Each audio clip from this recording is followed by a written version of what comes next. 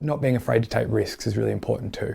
And just learning from that. Sort of, we have a saying that failure is our best friend, because I like to say he's our annoying best friend, because like you sort of love him but hate him. Like when it comes, it's like I hate you, but then after you've learned his messages and why he's there, or he or she, then you're really happy about why that happened, and you almost never change it. So.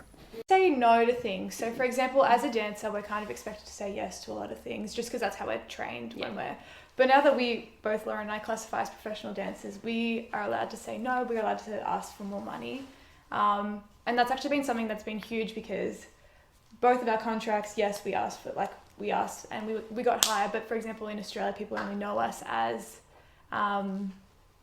students pretty much. So they've always hired us as students. So they haven't seen us grow like that where we have overseas. So I think for me, it was very much being like, no, yes to certain things. Like obviously we all heard about that AFL grand final thing. I was, for example, asked to do that for free. And of course I was like, no, but it's still a hard thing to navigate, because you do want to dance. So it's like, I want to do that passion, but I don't want to do it. Like it's knowing your worth kind of now, and selling yourself, because we're an ABN at the end of the day. Like we're our business. I think it's really important to just show up consistently, like sort of doing those little steps every day to make things better.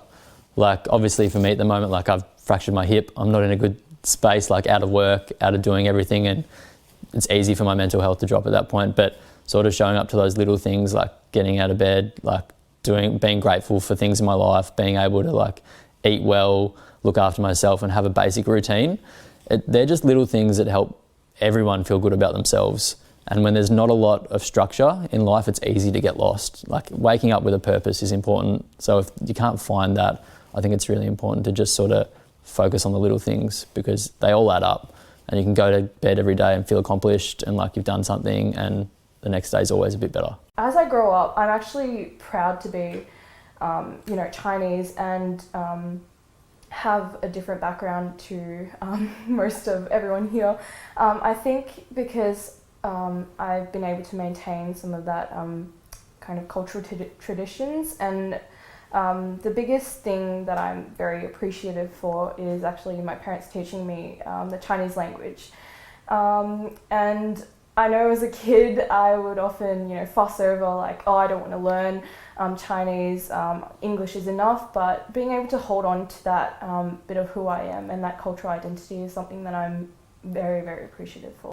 So as a young person trying to tackle a business that's within the space of sustainability is pretty awesome. Like I feel like the stuff that I'm doing is almost in a trend, or like it's the future, both with like the promotion and awareness of mental health and its kind of benefits of getting outdoors, and then how that relates to business with sustainable practices. I feel like it all comes hand in hand, and it's quite exciting because the future generations are going to kind of grasp onto this. I think a really good thing I did for me personally was coaching at the Oakley Chargers, and I did some work with the under 15 boys there, which was awesome. I hadn't really coached boys before, but it was great to step into that field for them and for me, I think, to have some females present in their footy world.